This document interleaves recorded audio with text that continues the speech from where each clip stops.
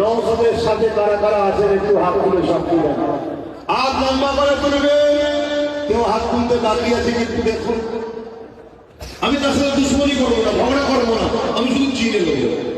কেউ হাত তুলতে বাকি আছে কি দেখুন, হাত না পা। আপনারা যারা হাত তুলেছেন মনে থাকবে এবং আপনাদের ডিউটি দিয়ে যাচ্ছি, প্রত্যেকে মা বোন বাপ ভাইকে বুঝান, কোন গুরুবাজি নয়, কোন দলাদলি নয়।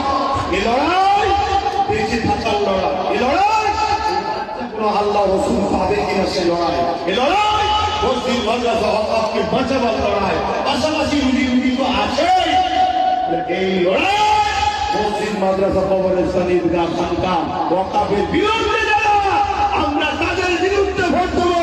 যারা ওয়াকফের পক্ষে আমরা তাকে সাথ দেবো, ঠিক না বেঠি? আপনি আরো সাথ দেন, ঠিক না বেঠি?